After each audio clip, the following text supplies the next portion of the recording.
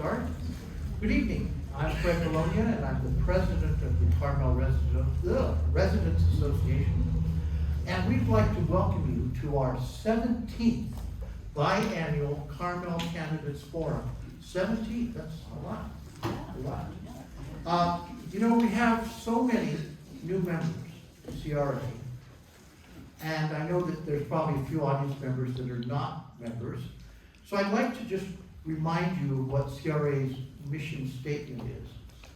CRA is committed to the protection and enrichment of the traditional qualities of life in Carmel-by-the-Sea and the preservation of its heritage and natural beauty through education, community activities, and advocacy. Now, let me make it clear that CRA's advocacy does not include endorsing any candidates. We do not endorse any candidates, although we will support specific legislation relevant to our village. This evening, we'll be hearing from our 4 candidates that will be running for the 2 upcoming seats for City Council on our November ballots. Let's also not forget that there is an unopposed incumbent mayoral candidate, Mr. Dave Potter. Could you stand up and let me know where you are? Thank you, Dave, for being here. And I believe you could probably still write in your name if you want to. Okay, CRA board would like to thank all of our candidates that are here tonight, ready to answer all these questions. The questions, by the way, for the candidates focus on the residential concerns as submitted from our community and the CRA board of directors. Now, these questions have not been shared with these candidates. They do not know what's coming, and it should be fun. All right. Our format begins with a 2-minute self-introduction, and then for each question there will be a 1-minute response time. The candidates will be asked, then they'll be asked to provide a 1-minute closing statement. We will rotate the questions in alphabetical order, which means that if Jeff answers the first question, he's the first one. The second one will be Alessandra to answer the second one first.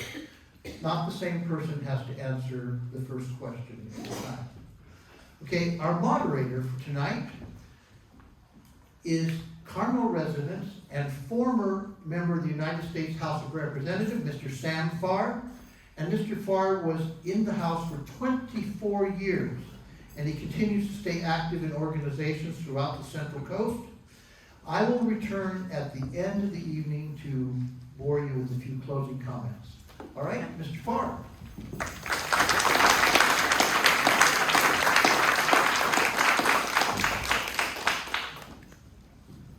Thank you very much, Fred. I don't have I guess I'll try to use this. Thank you very much for that introduction, and welcome. This is really exciting for me. I spent 44 years in elective office, starting in local government as a supervisor, and then 13 years in the Assembly, and then 24 years in Congress. And what I realized is that the best job I ever had was in local government. I wish I just knew all the things that I'd learned in the state, federal government before I served in local government. But the reason is that all the laws made in Washington and all the laws made in Sacramento are delegated to local governments, counties and cities and special districts to carry out.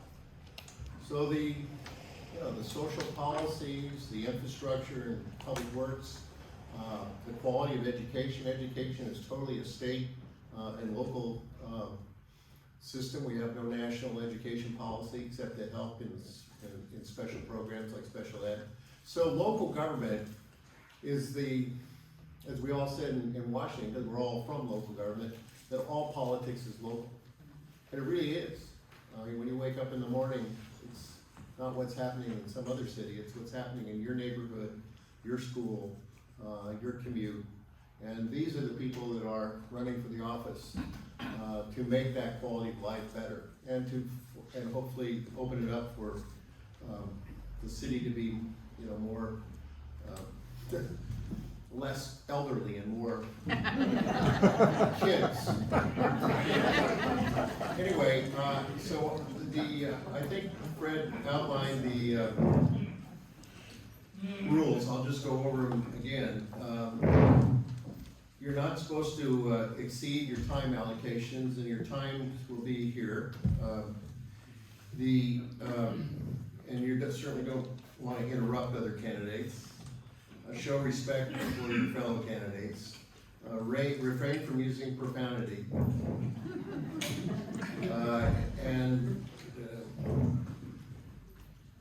I'll be asking the questions. So, Jeff, you're going to go first with this first question. Can you help me, Fred, as to sequential? Yes. Keep tracking of who the first one is.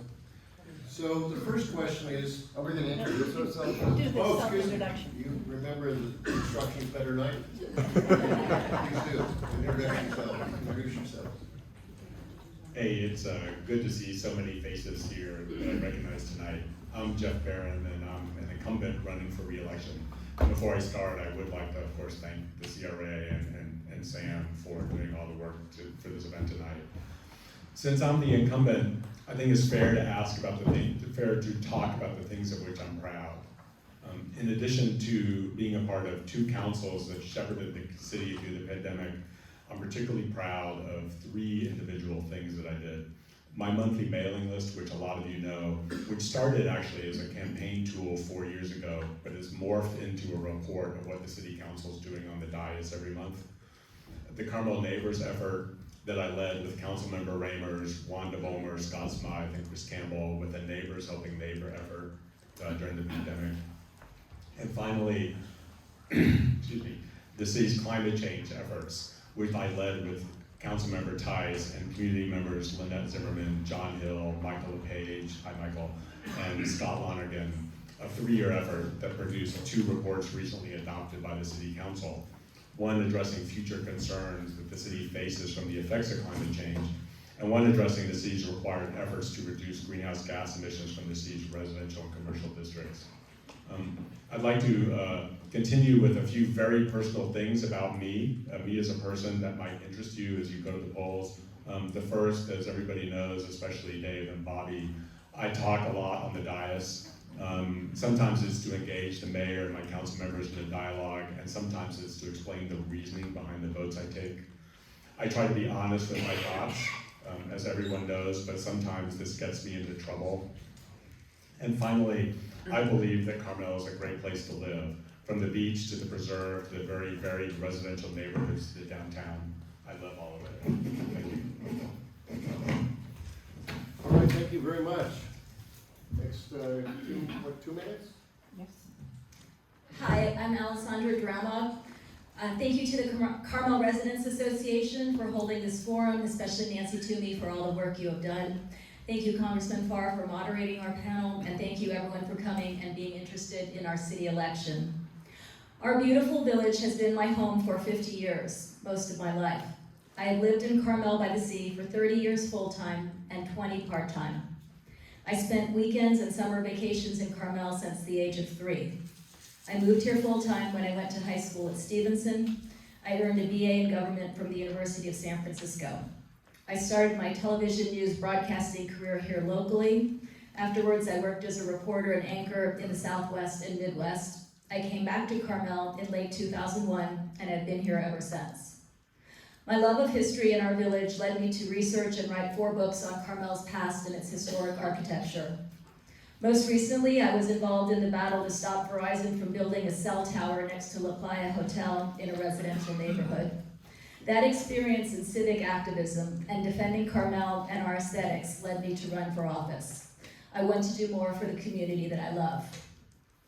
I want to make sure we maintain Carmel's character, protect our heritage, and improve upon areas such as civic beautification to make things better, as Carmel deserves better. I'm referring to cleaning and improving maintenance of our sidewalks, streets, city-owned buildings, public landscaping, and downtown overall. With a shout out to Carmel Cares and the Carmel Garden Club volunteers for all the work that they do. but I'm referring to more things that the city can do that our volunteer groups can't. That also includes exploring a comprehensive downtown plan to address ongoing issues. I support protecting our quality of life, ensuring our public safety, encouraging the arts. I believe in honoring our past, respecting our traditions, and preserving the qualities that make Carmel a one-of-a-kind magical place that we love. So please join me and let's renew Carmel's magic together. Thank you. Thank you very much, Alexander. Parker, Logan. Good evening. Thank you, Nancy, Tim, Sam. My name is Parker Logan. I'm a full-time father to a Carmel High School junior, downtown local business owner and operator, and a fourth-generation Carmel-by-the-Sea resident. Since I put my name in the hat, I've been getting a lot of questions. Why are you running? What is your platform? And what is the biggest issue? These are the top 3 questions I get asked every day since pulling those papers to run for this office. Let me answer them for you.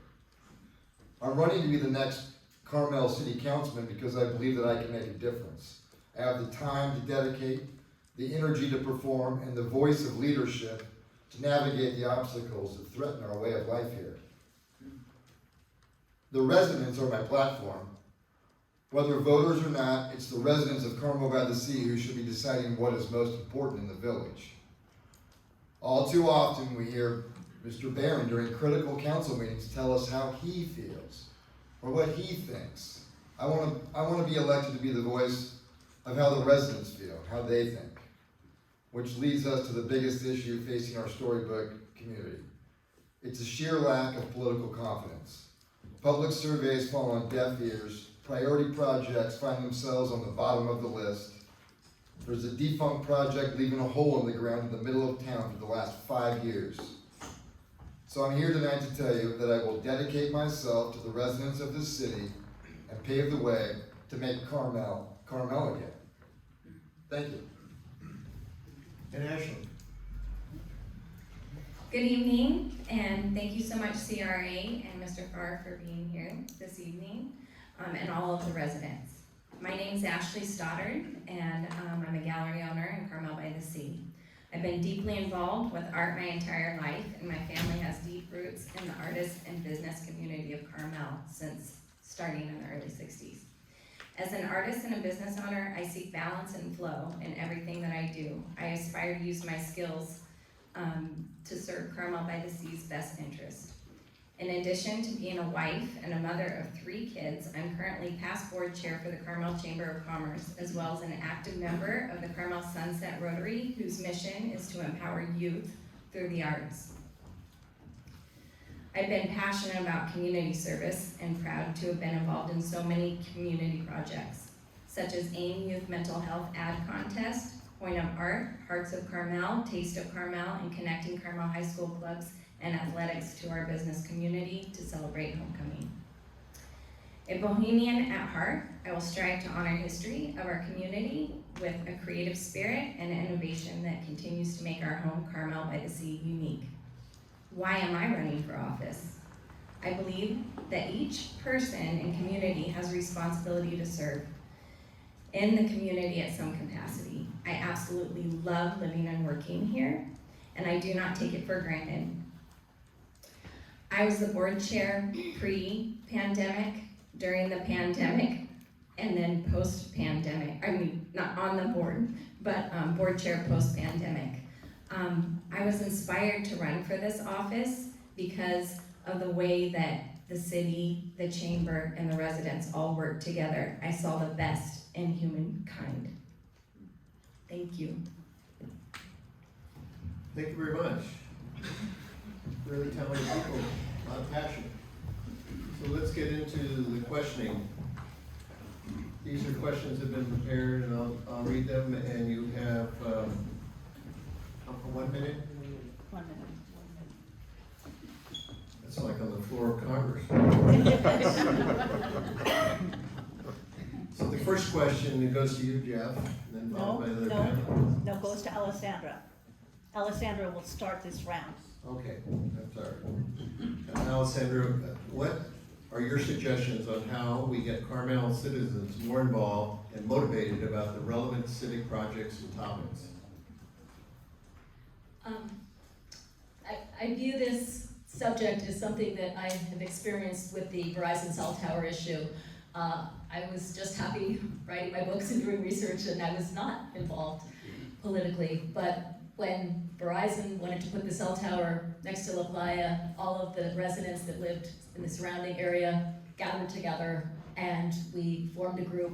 We had never been involved politically. We had never spoken out. We had never had our voices heard. But we got together, we educated ourselves, we informed ourselves, and we gathered our voices, and we frankly became quite powerful, and we spoke out at Planning Commission, we spoke out at City Council, we gathered postcards in front of the post office, and we got the community involved, and that's how I got involved right now in running for office. Thank you, Parker. See, we can increase community involvement just by being more present.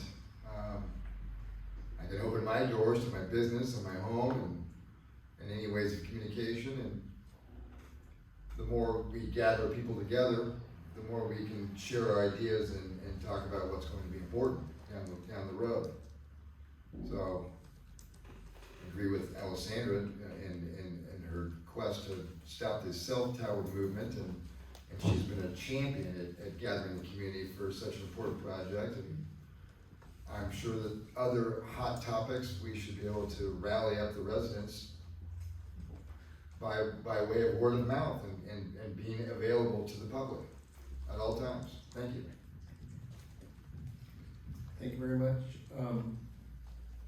I believe that rallying community together for many different things. This is a community of artists, residents, restaurants, all kinds of different things. We have the beach, we have all these things that bring us together.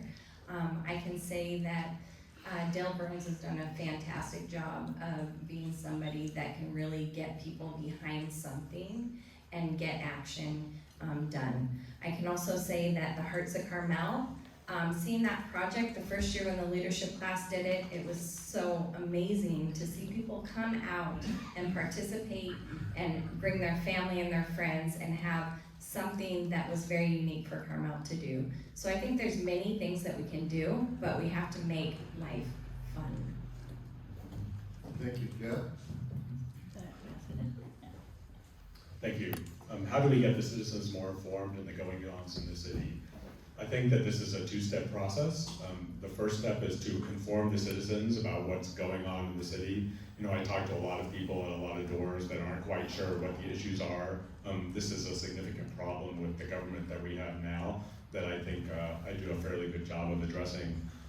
The second thing I would say is that the communication with citizens has to happen where the citizens are. It doesn't happen in City Hall. It happens at doors, it happens in coffee shops, it happens at community forums, it happens on social media. The city and myself don't do a particularly good job of communicating with people on social media. This is something that I've talked about before in meetings, and I think we could do a better job of. We have to go where the people are. The people no longer come to the meetings, and I think that this is something that we as a community need to figure out. Thank you very much. The next question is that most of you know that our city is leading a Design Traditions 1.5 project. The purpose is to update our commercial and residential zoning and design guidelines, and will reconsider a design review committee. What are your views on village architecture and this initiative? Parker, you're the first. I think it's important that we update this initiative. You know, there's just materials have changed over the years, and of course building codes have changed. So of course I want to see Carmel moving forward, keeping its whimsical architecture and unique design factors, and staying away from more modern type designs. But we need to have the right tools and the right knowledge in order to stay focused on what gives our village so much character, which is, for many residents and people that travel here, it's the amazing architecture. We can't just go back and build Comstock cottages anymore, but we can try to keep things relative to the history that makes Carmel so unique. Thank you. Ashley?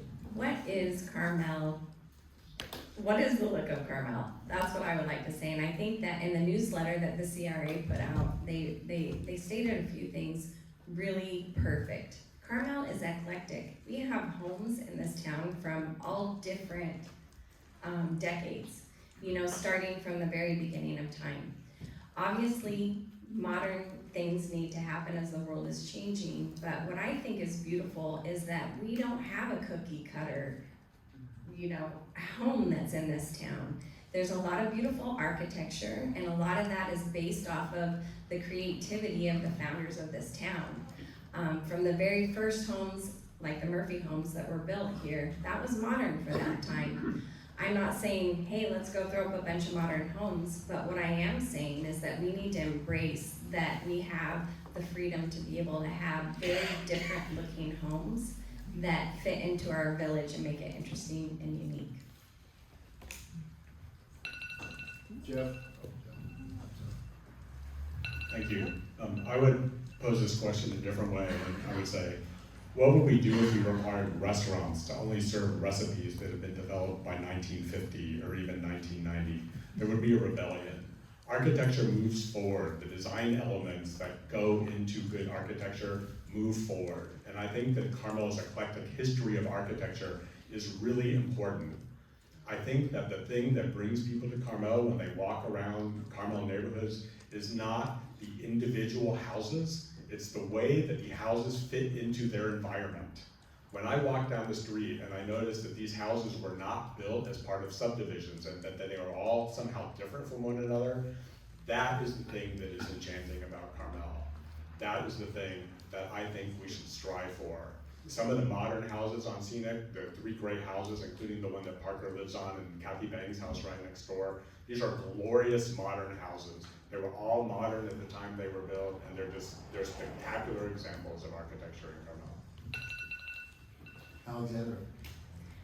And I think the key is to maintain our village character. Our homes in the past have been built with high quality materials, and they fit into the setting of the lot, and they are compatible with the other homes in the surrounding areas. I think some of the problems right now where people feel that certain houses stick out is because when they were going through the process, they didn't look around and see, the surrounding homes and do they fit in, do they blend in with the neighborhood and the quality and characteristics. I would like to see the design review board reinstated. I think that would be one way that we would have architecture that is more compatible with the neighborhood, and there wouldn't be concern about homes that stick out and don't really look like they blend or fit in, and that would be one way that we could do it. I still would like the planning commission to have the authority to approve, but the design review board could be the first step of the process. Jeff, if we're gonna talk about restaurants, bring back Conrad's. Okay, the third question is, housing is a critical need throughout California and Monterey County as well. Carmel 93921 has a required RHNA regional housing needs allocation of 349 net new housing units by 2030. What are your thoughts on how Carmel can meet these governing housing requirements? And I might add that those are probably in your housing element of your general plan. So what are your responses to that? And we start this round with Ashley. Right, I'd like to preface with, I am an artist and kind of a dreamer, so just stay with me on this. I think that we handled, well, first of all, we don't have water for those houses, so there's a whole lot of things that need to happen before that happens. But if I were to dream up a solution for this, what I would do in a Carmel way is utilize what we do have. We have many homes in this town that are not occupied, or are occupied just a few days out of the year. Some of those may have guest residents, and what I would like to see is workforce housing. I would like to see more community people that are walking to work and riding bikes to work, like myself, that are teachers, that are city workers, that are artists, for example. So I think that that would be a really interesting approach. Jeff? Thank you. Where are we gonna put 345 new housing units, 349? I honestly have no idea. I think the important thing is that the city as a whole, next year, we will go through the process of updating our housing element, updating our zoning code to find spots for these 349 units. That is what the state wants us to do. And somehow, as a community, including people that live downtown and people that live in the residential district, we will all together have to come up with a way to do this. I don't know what the answer is. Like, I'm not the czar of Carmel. I don't know. This is one of the things that we will ferret out through the process that I think we're gonna start next month or the month after that, and try to figure this out. The water, the state will have to deal with the water, but I'm confident that that will happen. Sandra? I would, excuse me, I would like us to look into some creative solutions for this, perhaps looking at city-owned properties. Another option would be converting top floor of our mixed-use downtown buildings, which are used for office space, convert that to residential. Another sort of out there option, but I will throw it out, is the Carmel Plaza. It's always been basically too large for our community. The whole top floor, if we could be creative and certainly work with the property owner, could be turned into residential, and that would be a great way to get towards at least some of those numbers. And it would also be vibrant, and it would be refreshing for the whole downtown area. So that's another possibility. And there's also the north lot at Sunset Center that we could explore as another option. And you know, there are the problems with the water and the other resources, but since the state is cracking down on us, we need to look at some creative solutions to this problem. Parker? It's like putting a square peg through a round hole. We don't have the resources or the available land or the space. I would think that we would be better suited to find a way to have an exemption from even developing these 349 units. Thank you. Well, let me just comment on that, because I spend my life trying to have affordable housing. You can't ask the state to exempt Carmel, make it a special town. You do everything you can to try to find these units. Maybe you convert a lot of these absentee landlords into rental units and get credit for that. And also, just use every bit of unutilized space. But one thing the council's gonna be questioned, and I think you have to do that, when new water is available, you've gotta prioritize that for affordable housing. That'll give a signal to the private sector to develop those housings. It'll be economically viable with water and other ways to do it. I think Carmel can beat this and should beat it. We wanna have our teachers and our city staff be living in Carmel, not having to commute long distances. So good luck.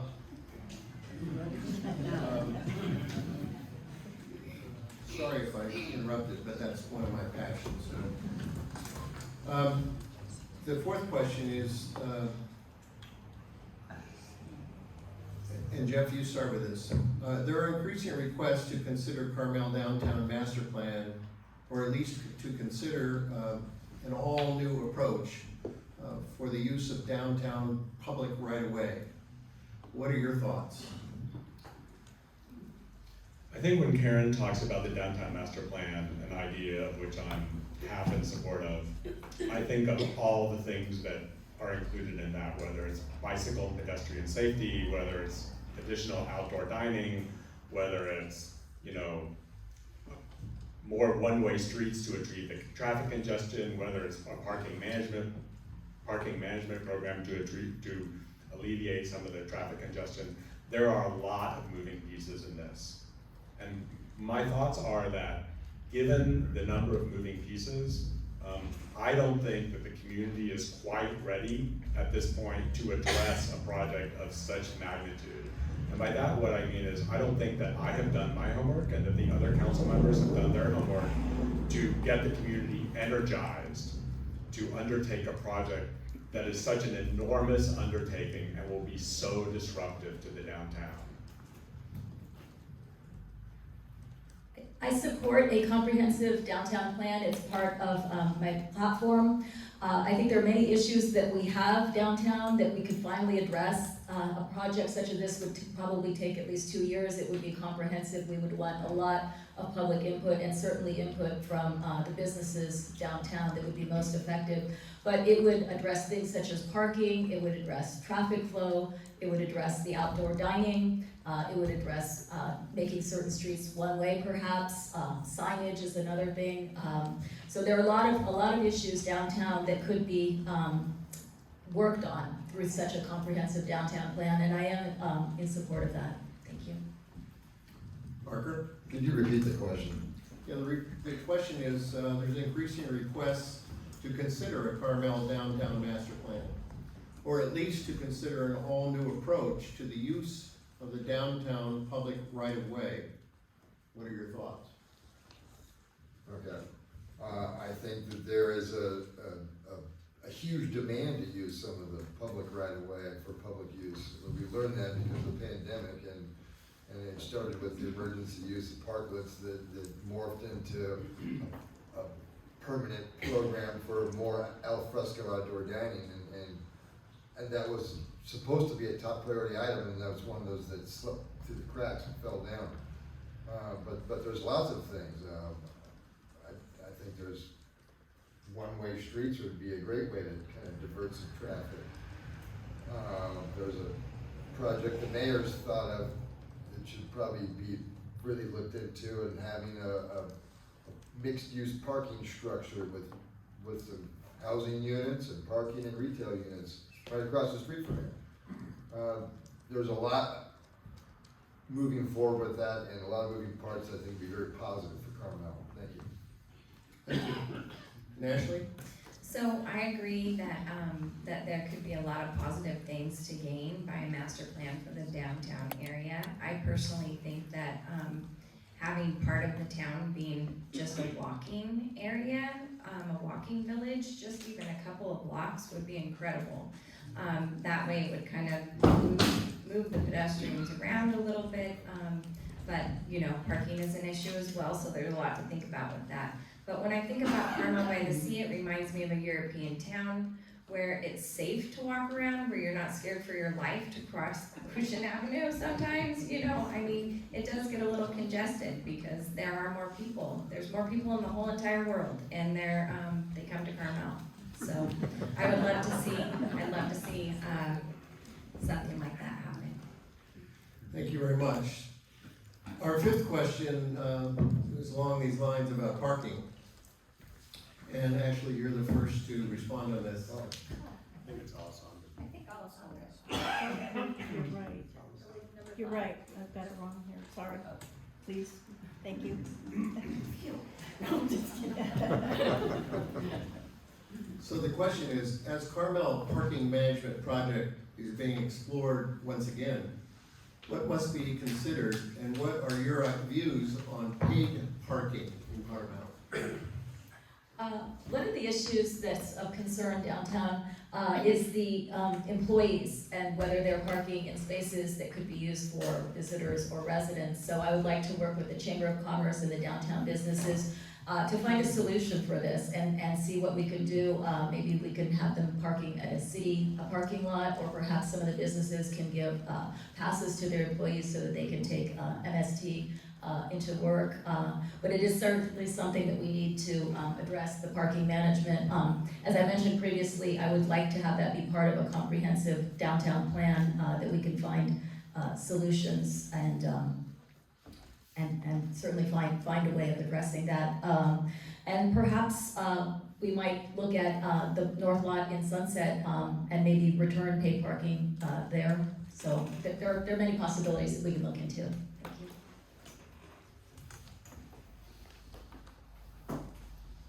I am am 100% against paid parking program in the downtown district. It's been tried before, it's failed before. If you just put it out to a vote to the residents, I'm sure it would be overwhelmingly shot down. Talk about character of the village over and over and over about every topic, and this is another one. I mean, it just kind of takes away from that, and parking issue has been going on for as long as I've been alive. Yet, even on the busiest car week or the AT&T or the US Open, I drive to town and find a parking spot. It's maybe a lack of convenience to park 3 blocks away or 8 blocks away, or sometimes right in front of where you're going. But parking's hard in a small charming village, and we should keep that way. All right, so we do have some parking in town, but it takes some time to walk into town. I think that if people that are working in town is the issue, then possibly we have a shuttle that can bring people that's running, from the parking lot into town, and then that frees up those spaces. Another thing with parking is that the paid parking is now electronic. It's not invasive that way, and I know that a lot of my customers that come to town would like to spend more than 2 hours. They're freaking out all the time. They don't know, how consistent our parking meters are. To sell a piece of artwork, if someone's gonna drop a significant amount of money, they would like to spend some time with you, maybe go to lunch, think about it. And the residents can have parking passes. You do have parking passes, so that wouldn't affect the residents, it would affect the visitors. And so that's really something to consider. And Jeff? Thank you. Parking management is a way of managing parking. It's a way of reducing the traffic that is caused by people hunting for parking spots. For example, we would make the central core downtown expensive and the outer commercial core of downtown less expensive. And that would allow people that come into town for the whole day, like someone that works or whatever, to park on the outside of the commercial core. And what I'm reminded of is about 5 years ago, I was in a car with someone and we were going to get a cup of coffee in Overnight, and we drove around for 8 blocks trying to find a parking spot. This is not acceptable. And the reason it's not acceptable is because usually I'm the pedestrian on the street or I'm the bike rider on the street. And 8 blocks of driving around is 8 times as many cars that we that walk around town, or we that exist in town, or we that are shopping in town deal with. It's a lot of pollution, it's a lot of risk of being run over, hit by a car on an intersection. It's all of these things that are really awful, and parking management alleviates that. Well, thank you very much. This is going to be interesting. This is for a change. We're going to shift gears to provide coverage of questions we don't have time to address in the expanded format. This is called a lightning round. And candidates will be asked to provide, all at the same time, a thumbs up or a thumbs down to each of 5 topics. Candidates will only, with only this very limited information, you are generally positive or negative via thumbs up or down indicators on these items. So the questions begin first at 5. And I think you probably should hold them up enough so that the audience can see them. I don't know who's counting or keeping the tabs. We'll get to see your thumbs. First question. Should there be a closer alignment between the city council and other city boards and commissions to stay informed and as possibly as sponsors of their efforts? And possibly as sponsors of their efforts. I'll read it again. Should there be a closer alignment between the city council and other city boards and commissions to stay informed and possibly as sponsors of their efforts? All of it. Yes. Second question. City council has requested staff to come back with a propane-only program with no more wood fires for the Carmel Beach. Given the concerns of air quality and costs of our recent mixed approach, do you agree that propane only is a good approach?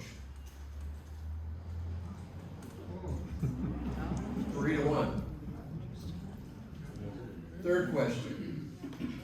Should the fire department staff interact directly with each resident when conducting the annual fire safety inspections and prevention steps, especially for high-risk areas of town? Should the department staff interact directly with each resident?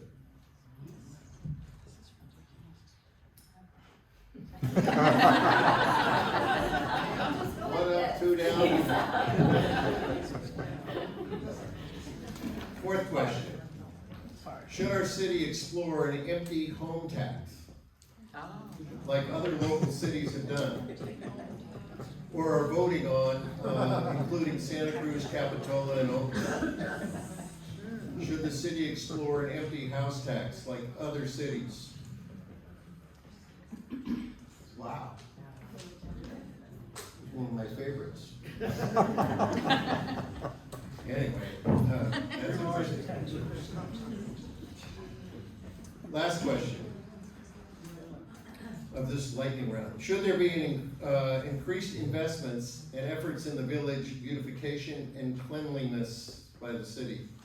Increased investments and efforts in the village beautification and cleanliness by the city. All agree to that. Clean her up, baby. Okay, we understand that there's much to evaluate on these lightning round items. We are now more than halfway done and are shifting back to the 1-minute reply topics. And the first of these is, what are your comments and what should be considered, should you consider regarding the tourism management in Carmel-by-the-Sea? Regarding tourism management in the city. And I think, is Parker the first one? Parker's the first one. I'm sorry, I lost focus of your question, but you were asking. Can you ask it again? Yeah. I'm dyslexic, so I don't always read these things properly. What are your comments? And what should be considered regarding tourism, because I guess it's all in capitals, tourism management in the Carmel-by-the-Sea? How should tourism be managed in Carmel-by-the-Sea? How should tourism be managed? Yeah, they're considering that. Okay, I mean, I think it manages itself pretty well. There's not like an abundance of hotel rooms on the weekends, and if we didn't have so much tourism, we wouldn't have any parking problems. I think it sounds like an avenue of spending, taxpayer dollars for something that's not a real necessity.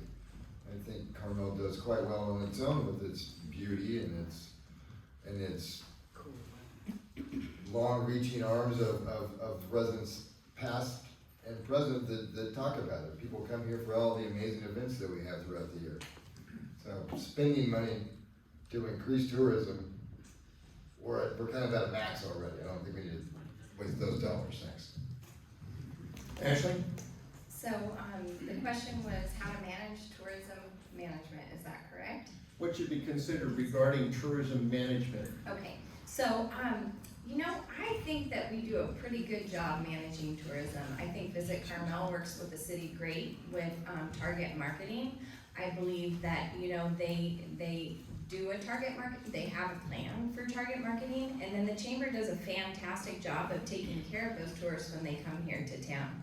So they visit our visitor center, they kind of get a lay of the land, what Carmel is like, what we value and what we respect in this community. They, let them know where to go eat, where to go shop. So I think we have a pretty good tourism management program currently. Well, thank you very much. It's Jeff? Yeah, I don't, not the first time, I don't have any idea what this question is about, and I'm sorry, tourism management.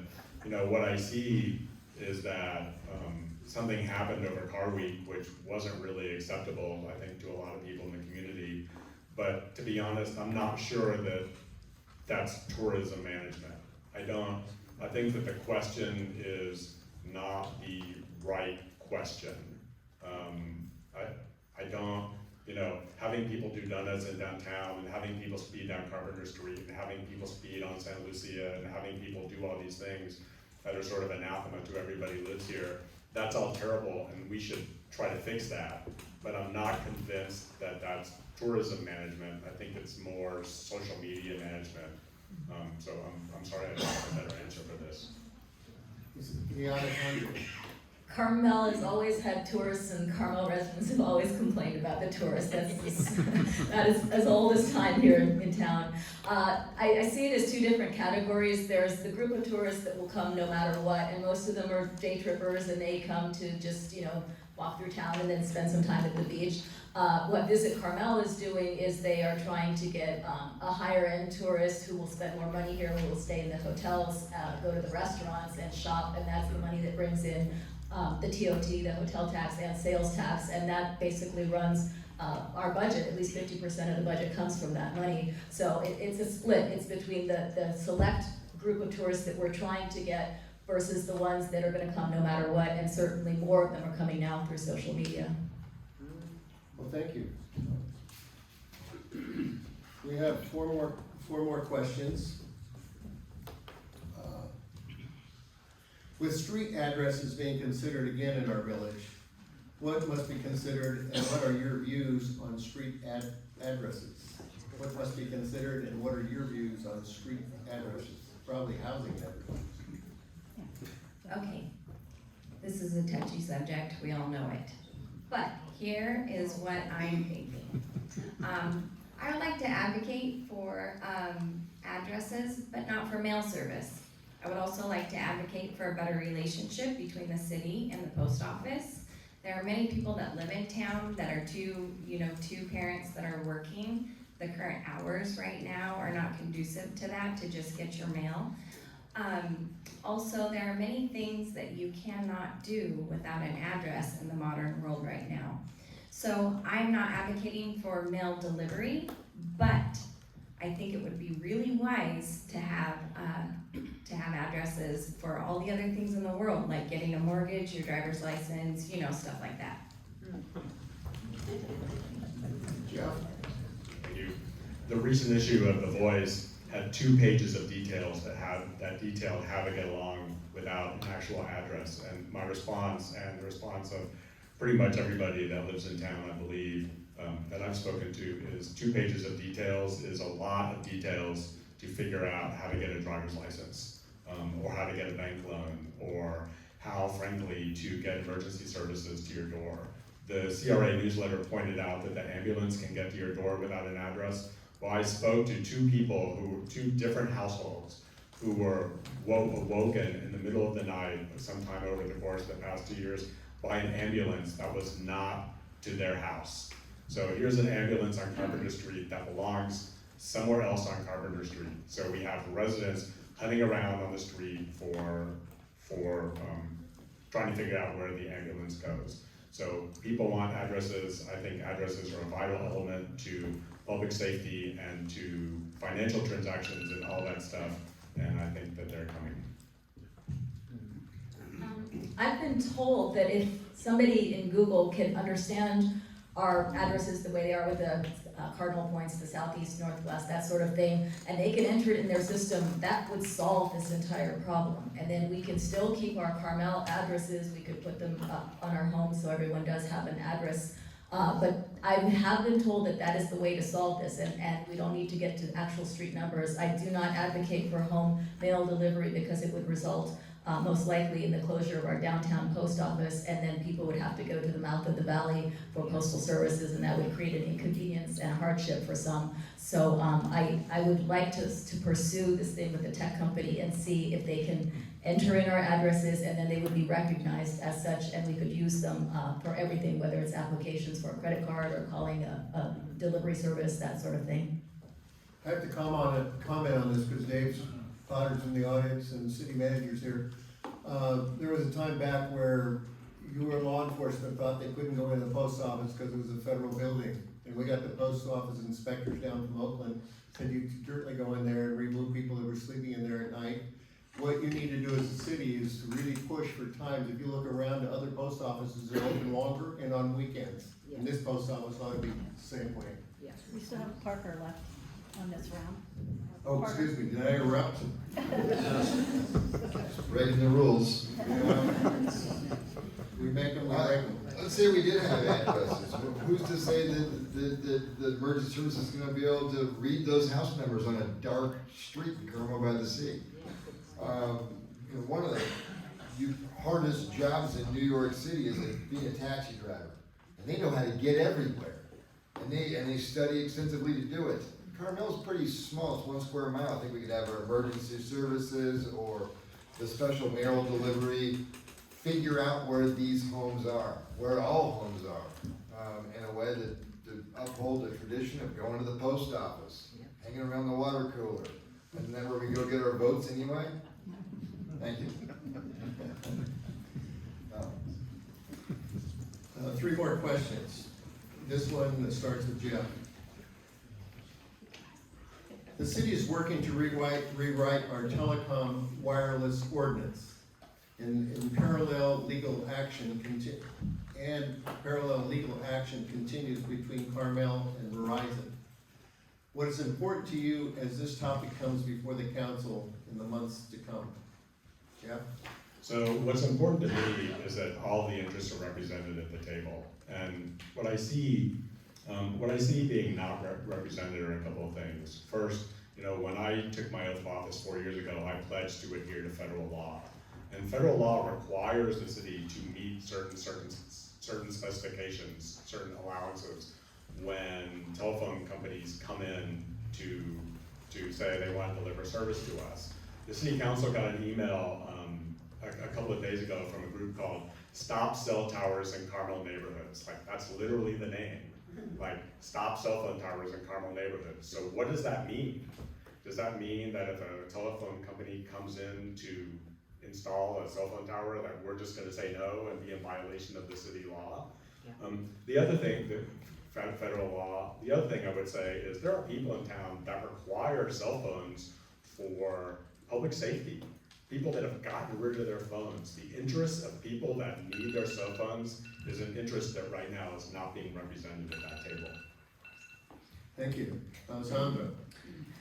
I support the efforts of Stop Cell Towers in Carmel neighborhoods, and I support their effort to have Andrew Campanelli draft an ordinance that would be the strictest ordinance that still allows these towers, but strategically places them and does not put them in our residential neighborhoods and certainly prevents proliferation.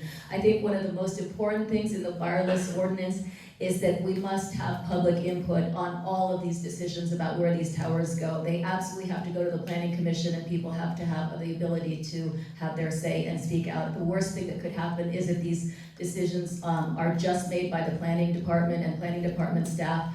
And if you want to hear about how bad things can get, take a look at what happened in Monterey County. There was a civil grand jury report called Monument to a Failed Process, where there was a young staffer who approved every single application from the telecom companies, and people woke up to find cell towers in front of their homes. Parker? I don't have a home phone. Many of us probably don't. I have wonderful cell service. So what's the point of putting more cell towers in? Does anyone not have cell service here? I think that there's some more underlying things with the telecom communication companies that are outside of the boundaries of delivering cell phone service. I think they want to deliver higher data speeds and from what little knowledge I know of the topic at this time, it sounds like they want to deliver, high-speed streaming abilities, to compete with Netflix, so to speak. I don't know if we really have to have a place for that, so if you want to ask what I think, well, I've asked a lot of residents on this topic, and I've not found one in support of it. So, as a voice for Carmel, I'm against it. Ashley? All right, so as far as the cell towers are concerned, I do think there needs to be thought into where they're going. Unfortunately, the world is evolving, just like more people are being born right now. Things are happening out there where some of us need faster internet service. Some of us need an internet connection that's in our, like in my business, for example, my internet connection is upstairs 3 offices back where they connect all of that, right? So in the modern world, we have to be able to do business. We also need to have cell service for safety reasons, like when trees fall, firehouse every year and you don't have a landline for a couple of days, you need to be able to get in touch with people. So I would say safety, and then also the modern conveniences of being able to do business and not have it interrupted all the time. But it needs to be done responsibly, aesthetically, and in the right places. The next question, we'll start with Alessandro, and it's I next to the think I last got question. one sequence wrong. Have we, did I cut somebody off? So I'm sorry, I think the next person to start, it is Alexander, I'm sorry. My bad, go ahead. I thought I had it wrong, go ahead. So this is an interesting one. Regarding climate changes and sea level rise, greenhouse gases, the shifting to all electric, and waste management issues. And now that our city has approved a climate action and adaptation plan, how do you suggest we keep these plans progressing, moving forward to our city staff, businesses, and citizens? We live in one of the most beautiful places on earth, and obviously we want to do everything to protect our natural environment, our beach, our water, and the like. I do have a concern though, that we're pushing too fast for things that the state is not capable of dealing with. If we start trying to go to all electric and electrification, the state basically does not have the infrastructure to be able to deal with this. So I am concerned these things will also increase the price of building a home, and it's just, the intentions are good, but I think the reality, we need a reality check on some of this, that we're really not ready to push so hard for some of this. So as I understand by the question, you have an improved climate action and adoption plan, and the really question was to your ideas about pushing it more for the staff and the business, so you want to go slow on that? Yeah. Okay. Parker? I concur with Alessandra. The climate action plan is getting way ahead of county and state guidelines, and I know every little bit helps to help the environment, and we talk about greenhouse gases and, CO2 so bad, that's why we're kind of banning bonfires. Maybe we should all stop breathing, because every time we exhale, we emit some CO2. I think the climate action plan was kind of spearheaded by someone who wants to put some big name of recognition on the town, which is not needed in this century. Thank you. Okay, so my feelings about this is that I would rather be in front of it than behind it. I have children. I would like them to be able to have children and to be able to enjoy this planet. And I really appreciate all the time and effort that the city and the council has put into this, and the Beach and Forest Commission into this plan. There's a lot of science, there was a lot of time, there was a lot of effort put behind it, and I think it's better to be in front of something like the earth than behind it, because I'm seeing natural disaster happen all the time. My husband was a hotshot firefighter on the hotshot crew. A big fire used to be 40 acres. Now 40 acres burns in like 2 days. So, in my opinion, I appreciate the work that's been done, and I say let's go. And Jeff? Obviously, I agree with Ashley on this. We did a lot of work, and my view is that we need to go. As far as how we're going to do that, I think that there should be a project manager inside of Chip's office back there that's responsible for seeing that the things that we've laid out, the climate committee has laid out, get done. I think that person should be responsive to the planning commission after the design review obligations of the planning commission are withdrawn, and that the planning commission itself should take on the important task of making sure that the city moves forward. Climate change is the issue of our generation, and either we are going to protect the city from its effects, such as flooding and sea level rise and wildfires and all those things, or we're not. And either we're going to do our part in terms of reducing greenhouse gases to make some effort to save the planet, or we're not. So my view is that we move forward with these things and that we are very expedient about it. Thank you very much. Our last question, you've sort of responded to in many different ways, but a way to sum it all up. And it's, how do you view our village today? But more, what is your long-term vision for our village? Long-term vision. And we start this with Parker. Long-term vision for the village. Your long-term vision. My long-term vision mimics the vision from decades ago. I'm really adamant about keeping the quintessential charm that Carmel has delivered for so many decades. And so I'd like to see, I don't think the population's increased here since about 1949. I'd like to see it stay about right like that. It's a cute, tiny village. We're gonna turn it into something that it's not. Then a lot of us aren't gonna live here anymore. Thank you. Your long-term vision, Ashley? Okay, well, how I view our village is that we live in a magical place. We are very privileged to be able to live here. It's beautiful. We have art, we have culture, we have kind people. I have great neighbors. So that's how I view the village now. My vision for the future of this village is that my kids can come back here and live here if they want to. That there's more community, that there's more diversity, social, economic, and also, just different kinds of people, younger families. I'm fortunate to live in a neighborhood where we have a lot of kids. My teenagers carpool to Carmel High together, with the neighbors and the other neighbors. But if I were to look forward, I would like to teach the children, who are now, mine are getting bigger, how to love this place the way that we love this place, and how to get behind it, preserve it, and really embrace it the same way we do.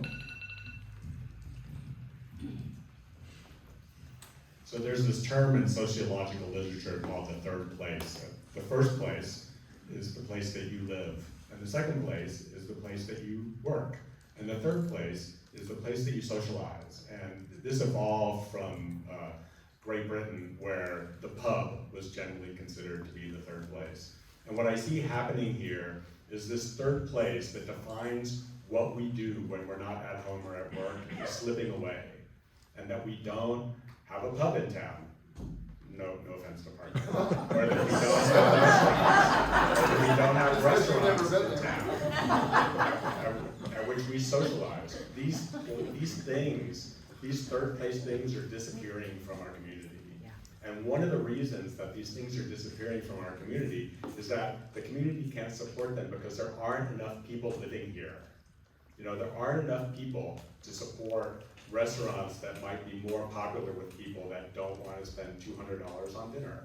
There aren't enough places, there aren't enough people in town to have book clubs. So when you talk to people in town that belong to book clubs, their book club members are in Monterey and Seaside, and everybody's driving everywhere. So my vision of Carmel is one where this third place that we all like, that we all socialize in, actually exists within our community. Thank you. Our last question is Alessandra. I would like to see us maintain the respect for our tradition and our heritage. I think that is key to our community and preserving the way that our founders have had it and we passed it through the years, and the special things that make Carmel a unique, distinctive place. Another aspect of my platform is the beautification of Carmel. I feel very strongly in civic beautification, that we could do more downtown for our streets, our sidewalks, our public landscaping, and the like. I would also like us to see something with our city-owned buildings that are underutilized. I'd like us to find some long-term solutions, and I'd like us to do some big things and get some big plans and some things that might take a decade or 12 years, to be able to fulfill, but something that would really make a lasting positive difference for the community. I can't help but to think of Milton Mayer, late Milton Mayer lived here for many years. She used to say Carmel was the place that when you retired, you came to live with your parents.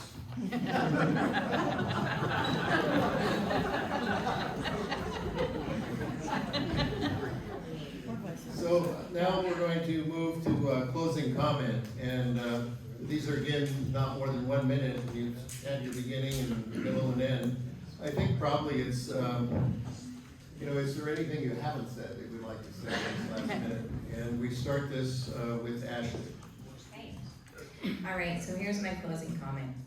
My job as a mom is to provide a clean and safe environment for my kids to grow and thrive with open communication and a lot of love and patience. My job as a business owner is to build a business that contributes to the community, not only monetarily, but in a way that enriches the lives of all who live, work, and visit Carmel-by-the-Sea. And my job as a resident is to be a good neighbor, to listen to what the neighborhood wants. I mean, we're one big neighborhood, 1 mile. So if I'm elected as council member, I'll do the same for Carmel-by-the-Sea. Jeff?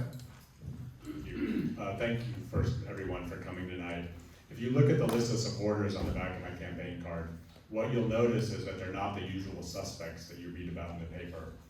What you'll see is that there are people like you, people that are living in Carmel and are trying to make their way in this fabulous place and are actually overall just completely grateful that they have the opportunity to live here.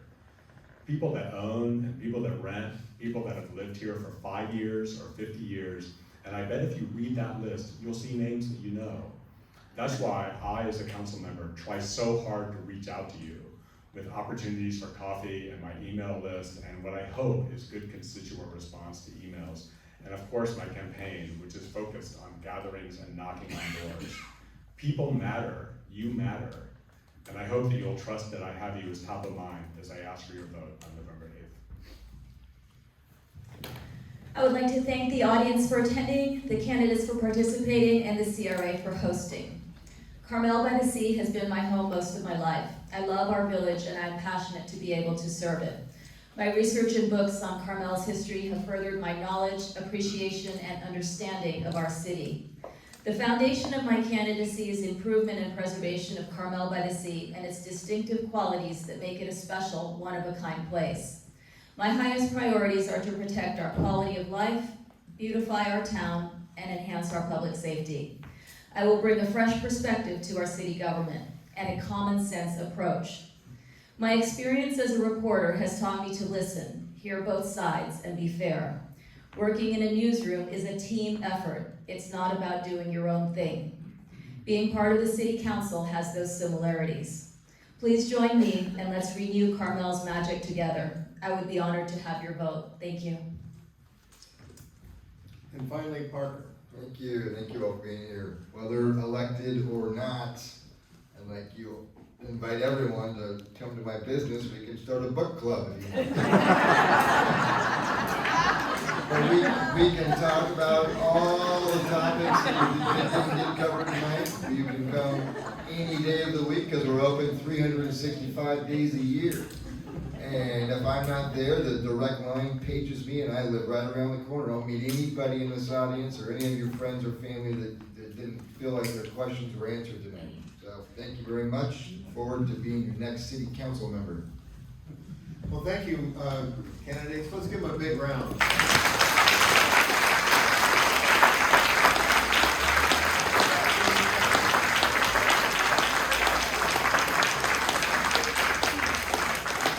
Now for a moment, I'd like to turn it back to our CRA president, Fred.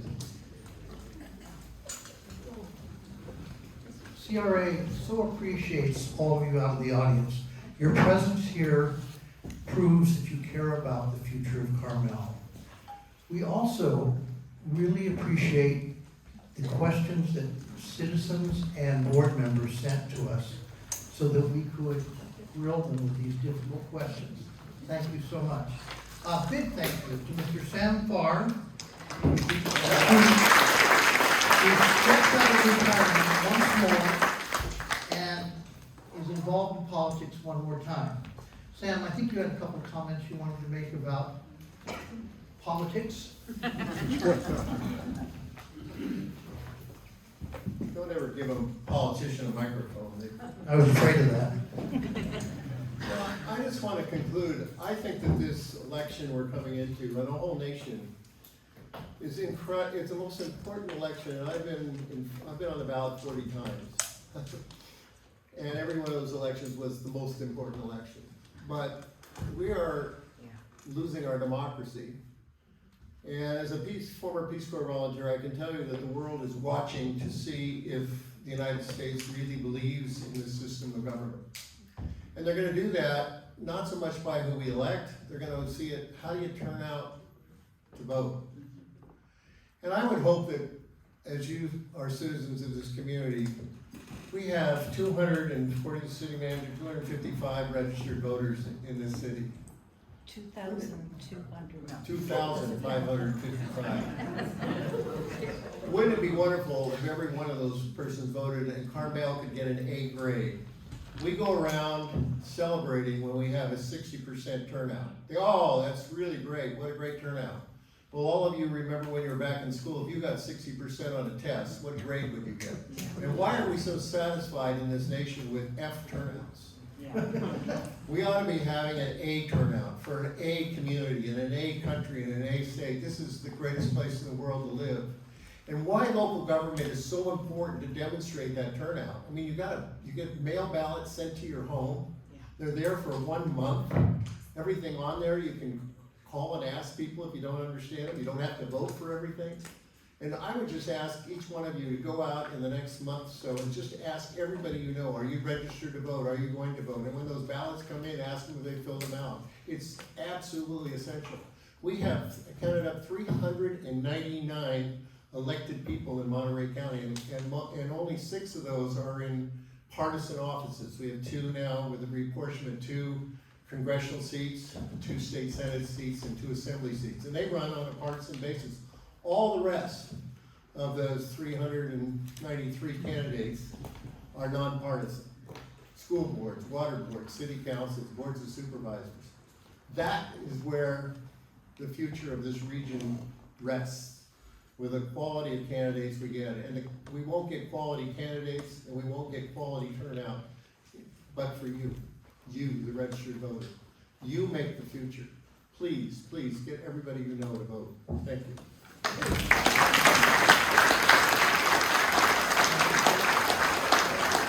Thank you, Sam. And thank you, candidates for city council. Thank you for being here and answering our questions. Big thank you to Tim and Nancy Toomey, who really organized this event and worked very hard. I want to tell you that when I showed up at 9:30 this morning to help, Nancy was underneath here pulling out chairs. Nancy is just not a board member. She is a very hard worker.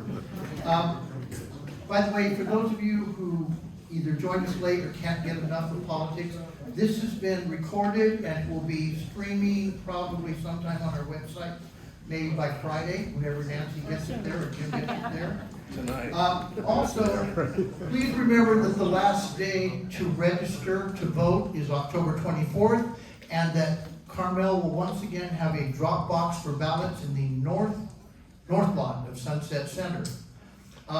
Also, our next educational program will be in this room at 7 o'clock on October 19th. And that's different from where we've usually been, which is the Sunset Center. Yeah. So it will be right across the street here. You can still park in the Sunset Center if you needed to. And it will be John Sanders, who will provide insights on his new upcoming book, The History of Del Monte Hotel and 17 Mile Drive. And if you don't know about the history of the hotel, it's fantastic.